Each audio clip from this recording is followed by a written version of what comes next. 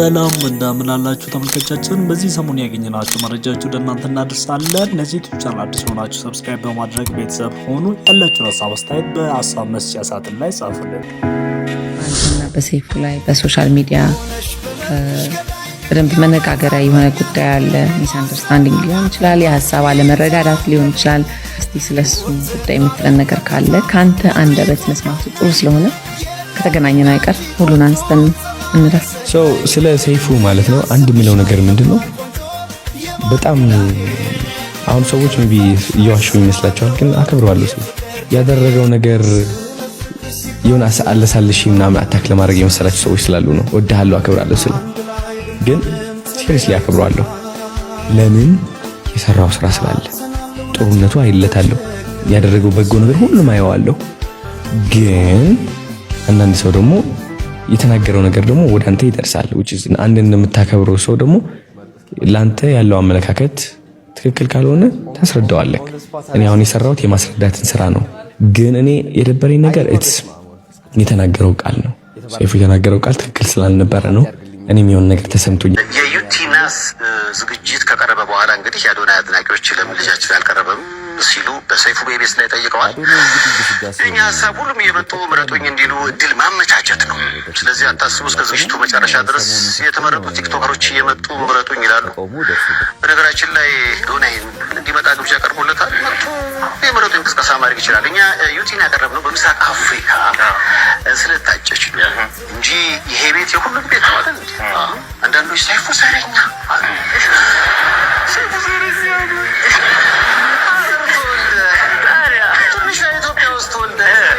በጣም ይከብዳል። እኛ ይሄ ፕሮግራም ማለት ትንሿ ኢትዮጵያ ነች። ከየትኛውም ቦታ ጥሩ ነገር የሰሩ ሰዎች መጥተው የሚነግሱበት ቦታ ነው። በነገራችን ላይ አንዳንዶች ለምንድን ነው ከትግራይ ክልል ዳረ እንግዳ የለም እንዴ?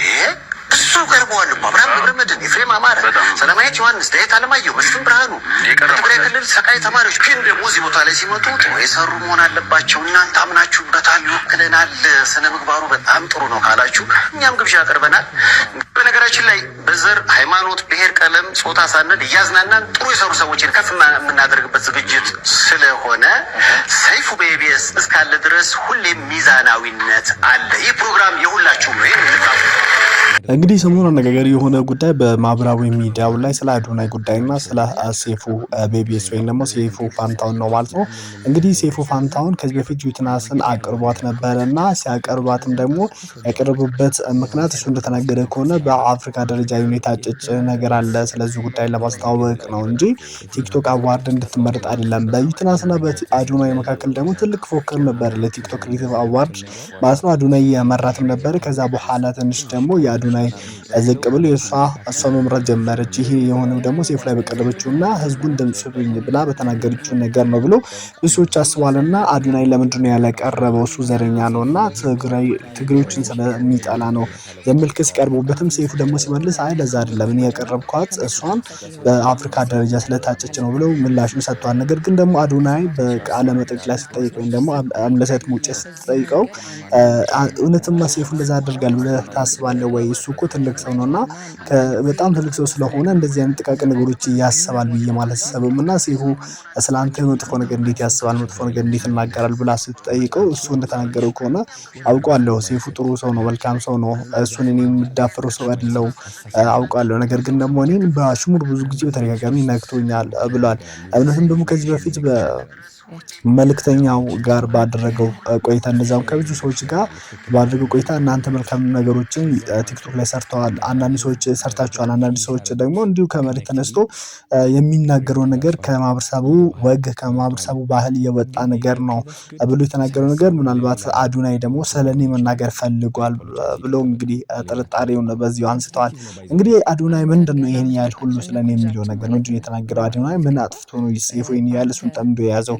ብዙ ሰዎች ደግሞ ጥያቄ እንደሚሆንባችሁ አውቃለሁ። ምናልባትም ከዚህ በፊት አዶናይ እንግዲህ በዩቲዩብ ላይ በአንድ ፖድካስት ላይ መጥቶ ቀርቦ ነበረ። ፖድካስቱ ወቸው ጉድ በሚባል ፖድካስት ላይ ቀርቦ ስለ አንዳንድ ማስተርቤሽን ወይም ደግሞ ስለ አንዳንድ ነገሮች ተናግሮ ነበረ፣ ስለ ወጣቶች ላይ ያተኮረ ነገር እና ያ ነገር ደግሞ በዛን ጊዜ ብዙ ሰዎች አነጋግሮ ነበር። አዶናይ እንዴት እንደዚህ ይላል እንደዚህ ይናገራል ብሎ ብዙ ሰዎች ትችት አቅርበውበት ቢሆንም ከዛ በኋላ ደግሞ እሱ በሚሰራቸው መልካም ነገሮች እና መልካም ተግባሮች በተለይ ደግሞ ድምፅ ላጡ ሰዎች ድምፅ በሆነና የብዙ ሰዎች ህይወት እንዲለወጥ በምክንያት በመሆኑ ብዙ ኢትዮጵያውያን እሱን ወደውታል። መውደድ ብቻም ሳይሆን ደግሞ እንግዲህ አሁን ማህበራዊ ሚዲያውን እያንቀሳቀሰ እየመራ እያንቀጠቀጠ ያለው አዶናይ ነው ብንል ምንም ውሸት አይሆንብንም ማለት ነው። ብዙዎቻችንም እንደምናይ ስለሆነ ማለት ነው። እንግዲህ ከዚህ ጋር ተያይዞ ነው ሴፉ ጋር ያለው አሁንም ወደ ብሔር እየተቀየረ ያለው እና ብዙ የትግራይ ተወላጆችም ደግሞ በማህበራዊ ሚዲያ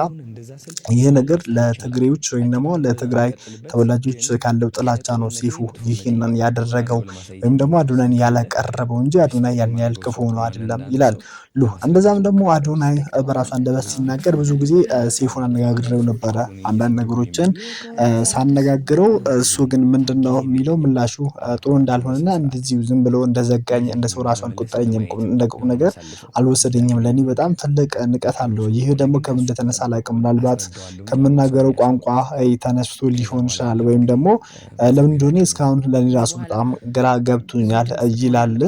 እንግዲህ ለዛም ደግሞ እንግዲህ አሁን የሶሻል ሚዲያ ወይ ደግሞ ማህበራዊ ሚዲያ ተጠቃሚዎች በሁለት ጎራ ተከፍሏል። አንዱ የሴፉ ደጋፊ ነው፣ አንዱ ደግሞ የአዶናይ ደጋፊ ነው። አብዛኛው የአዶናይ ደጋፊ ነው። ሴፉ እንዴት እንደዚህ ያደርጋል? ትልቅ ሰው ሆኖ አዶናይ እነዚህ አይነት በጣም ብዙ መልካም ነገሮች እየሰራ እንዴት አዶናይን ያሳንሷል ወይም ደግሞ እንዴት አዶናይን በዚህ ደረጃ ይንቀዋል የሚል ብዙ ጥርጣሬዎች ወይም ደግሞ ብዙ ጥያቄዎች ተነስተዋል። እና እንግዲህ እዚህ ፖድካስት ላይ እጅግ በጣም የምትገረሙት ነገር ይህ ፖድካስት ማለት አዶናይ ከአምለሰት ሙጬ ጋር ባደረገው ቃለ መጠይቅ ላይ አምለሰት ሙጬ ስትጠይቀው እኔ እስከማውቀው ድረስ ሴፉ ትልቅ ሰው ነው ብላ ስትናገር እናያታለን ማለት ነው። ሴፉ ያን ያህል ባላውቀውም ከእሱ ጋር አንድ ፊልም ሰርቻለሁ ትላለች። ነገር ግን ደግሞ ከዚህ በፊት ሲተረክ የነበረው እንደውም በእሷ ምክንያት እንደሆነ ነው። አንዳንድ ነገሮች ሰዎች እንደሚያብሩ ከሆነ የቴዲና ሴፉ እስካሁን መኮራረፍ የመጣው ይላሉ። ምናልባት ሌላ ምክንያትም ቢኖርም ነገር ግን የሴፉና ቴዲ በጣም የመለያየታቸው ወይም ደግሞ እጅግ በጣም እንደ ጠላት የመተያየታቸው ትልቅ ምክንያት የሆነችው እሷ ናት ይላሉ። ይሄ ማለት ከዚህ በፊት ከሴፉ ጋር በነበራት ሪሌሽንሺፕ ወይም ደግሞ ግንኙነት ነው። እሷ ግን እዚህ ቃለ መጠይቅ ላይ ስትጠይቅ ምን ትላለች? ከሱ ጋር ያን ያህል ትውውቅ ባይኖረንም ትላለች ማለት ነው።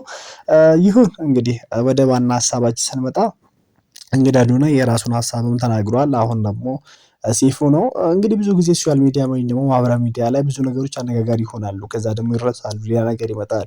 አንድ ቀንም ደግሞ አዶናይና ሴፉ ታርቀው በሴፉ ሾው ሊሆን ይችላል እና ብቻ በሆነ አጋጣሚ ተገናኝቶ እጅግ በጣም እነዚህ ኢትዮጵያውያን ብዙ አድናቂዎቻቸውን እንደሚያስደስቱ ምንም ጥርጥር የለንም። ለዚህ ዩቲዩብ ቻናል አዲስ በማድረግ ሰብስክራይብ በማድረግ ቤተሰብ መሆናችሁን እንዳትረሱ። ሰላም ሁኑልን።